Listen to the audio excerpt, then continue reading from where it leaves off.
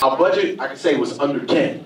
Probably a lot under that, but it was under 10. And normally a movie like this would probably cost you $25 million to do, but we managed to do it under 10. I had a great crew, I had a great cast, and you know, we just rocked it. Took us 20 days. 20 days. 20 days, one house, 12 hours a day, just rocking out jokes, man. That shit was hard as hell, but we did it. Thanks a lot. She called me sometimes, sir. Yeah, whatever. It is shit. It is full of shit. You know what I'm talking about. Come here, take a shot. Take a shot. Hey, how you doing? Please do that for me. Nah, we'll talk about why I'm talking. Not right now. Not right now. What made me decide to do this type of movie? Because Hollywood's not making a lot of movies right now. And when they stop making movies, the first people who really feel it are black actors. And unless you're like a superhero, and they ain't gonna have a black superhero, because our dick is way too big to be in the black. That nigga wouldn't even be able to fly. Look at him, he can't fly. Dick dragging on the ground. So I decided out of necessity, like everything else I've ever done, it's out of necessity that I write. My brother told me if you're gonna be in this industry, you can't just be a black actor, you gotta be a force of nature. So as kids, we learned to write, you know, Don't Be a Menace. Me and Sean wrote that at 19 and 20 years old. Created our television show at 21. Like everything we've done, we had to write. So anybody that's in this industry, you guys are actors, you gotta do more. You gotta write, you gotta produce, you gotta direct, you gotta cater, you gotta do all that shit. Thought the film was hilarious. I wanted to know maybe what, I'm from the Source magazine. I wanted to know maybe what... How many mics would you give it? Huh? How many mics would you give it? 5 of them. 5 inches! I wanted to know maybe what horror films you grew up watching or films you've enjoyed. I ain't grow up watching none of them shit. I was scared. I grew up watching roaches in my house and those are the scary things. I saw some. I got a VHS and my mom bought me my brother a VCR. Yeah, he used to have y'all already know what that shit is. Kind of like a Betamax. Oh, you know what a Betamax is. It's like a DVD player. Oh, yeah. And we used to watch Nightmare on Elm Street, Friday the 13th, Nightmare on Elm Street 2, Chainsaw Massacre, you know, Porky's. It wasn't a horror film, but there was titties in it. That's what we thought about the horror film anyway, was to see titties.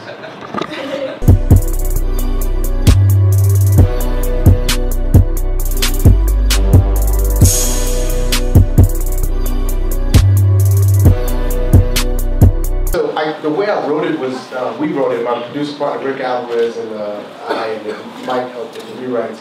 What we did was, like, I would do riffs.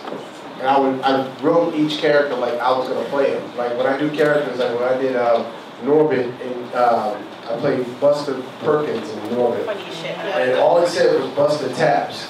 And I created this whole like tap dance class, you know, with the bilaterals and the bicuspids and the bisexuals. And and same thing when I did Mr. Moody and Dance Flick, or when I do characters, I like to write a monologue, and then from there, like, you know, that's how I create. But then I was giving those away to other actors. And so the characters was rich. And then the actors came in and just really made them really funny. Whether you're doing a $2 million movie or a $200 million movie, you're always going to find challenges. Believe it or not, when James Cameron did Avatar, which was like a $350 million movie, he was still sitting there going, I need more budget. His craft service was more than what our budget for our movie. How I feel about them jacking my kitchen scene in Scary Movie 5? Honestly, I don't give a shit. You know, when it comes to people stealing jokes, I write new ones. You know, I know mine was first. I know mine is original. You know, look, the truth is they stole Scary Movie 3 from us. And we just wound up not doing our movie and just gave it to them. This one, I was just like, you know what? I got my pedal on the metal and I'm not fucking stopping. Fuck everybody. This is gonna be out there. People gonna see this. And you can put your movie out. Now, see this one, then go see Scary Movie 5. Tell me which one you like better. I'm guaranteeing you, they ain't gonna have these kind of jokes. This one all day. Do I wanna fight them niggas? Fuck yeah, nigga, that's that real shit. Oh, real niggas, I'm like, go, go! They stealing shit, Sean, fuck that, fuck that, fuck that. I'm fucking chopping shit up. I'm raping that nigga. Where'd he go? Where'd he go? I want to know how you go about casting for your movie. know, I always write with people in mind, but chances are you're not going to get the people that you write for. So then you take meetings, and even you do meetings and readings. Some people read, other people, like Sid came in. I was like, Sid, you're a friend. Fuck out of here. I think I know what you do. I know what you do. And he was just like, nah, but what I was doing is, you know, and he started doing just a little bit of them, like, you know, I'm Father Doug, and I started, and I was like, yo, he could do it. And Swartzen came to a meeting, we sat down and we talked, and he was just him. And I was like, oh, yes. And I was like, all right, he could do it. And then Essence came in and she read, and I was like, Essence, I worked with you twice, I know what you do. When she came in, she read, she's like, let me show you. My only concern with her was she just had a baby, and I was just like, you know, that baby's gonna need some breast milk. And I don't think daddy's gonna have any. And, that and the fact that she had stitches, you know, she just had a baby like 3 weeks ago, the stitches were still in. And we just put her in harnesses and drag her around the house, and she was just like, I don't care, I wanna do it. And she did it, so she was game. That was a great part of it. How do you personally feel about paranormal events? And is there going to be a White Chicks 2? If White Chicks 2 happens, it will be a paranormal event. I don't believe in the paranormal. I've never seen a ghost. I want to, because I just want to know there's life after death, and I'll be happy about that. But right now, death don't look fun. It look real stiff and cold.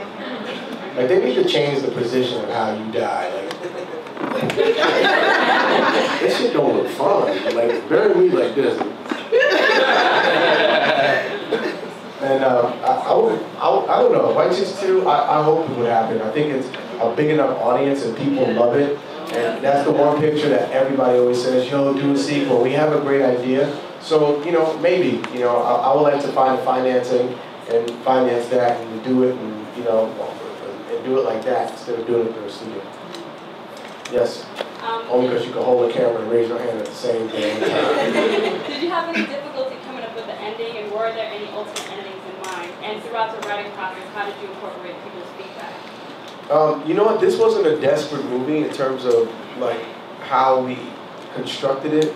So I didn't have to keep trying to top myself with the ending. The ending that we wrote was kind of like the ending that stayed. And then when things naturally came about, we naturally put them in. Like there was going to be an exorcism, and then this movie Devil Inside came out, and so we went to watch that, and we already had the finance and everything. He was like, oh, you know what? We can incorporate this and incorporate that into it in this kind of way. So everything that we did was kind of, it wasn't just a bunch of just crazy sketches. I don't know who told people that parody was, hey, just do a bunch of random sketches. Put Tyler Perry and Black Swan together, and people gonna laugh at that shit. It makes no goddamn sense. It has to make sense. There has to be a reason. And honestly, this isn't a parody. Everybody's like, who's a parody? This is not a parody. It is a horror, romantic comedy with parody moments. It's a movie that stands on to itself, but if you've never seen any one of these movies, it's still funny. Because there's characters, there's a relationship, there's situations, and there's a story involved in the beginning, middle, and end. So, you know, yeah. I don't know what the hell your question was anymore. I answered it? Yeah, the second part was... I got real hungry in the middle of that shit. A few years ago, you did a movie called Don't Be a Menace While Drinking Your Juice in South Central. We got to do that movie.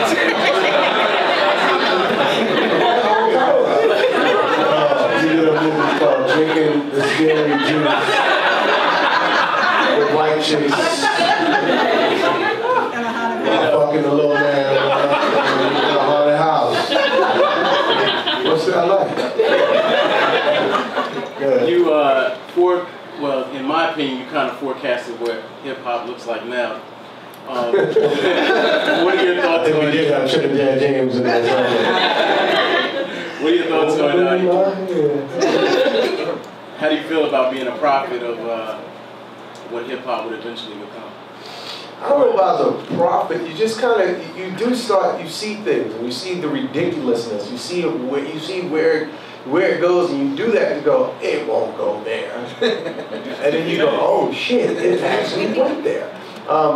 So, I mean, I think we were very in tune in terms of the hip-hop generation, and we knew where it was kind of going. I think Chris Rock was another one when he did CB4. You know, we love the culture of hip-hop. You know what I mean? That, born and raised, my heart beats to hip-hop. And so wherever it goes, I think, you know, I'm not going to be that dude that's going, man, hip-hop is this. No, it's not. It changes. And it evolves. Got two questions for you, bro. My first question is, I know, you know, one of your main things has been, you know, parody movies. Don't Be Admitted to South Central, scary movie. What's a parody movie that you want to do, or that you thought about doing but you haven't done yet, or past or present? I thought about doing a superhero one, but they kind of did a really bad one, so it kind of made me go, I won't do it. I'll wait 10 years, let them keep doing them, and then I'll do it, and do it the right way. But once they do it, and they do it bad, you just go, damn. And my next question is, I know you're a Laker fan, you always see you at the games and whatnot, so what do you think of the way the team looks this year? I'm actually a Laker hater, and it makes me so happy to see the team crumbling like this. It makes my heart smile. I go to Laker games just to see them lose, oh my God. But I will say this, Kobe Bryant is a beast. Like, me and my son, like, we're Laker haters, but I always point to him and go, you see Kobe, son?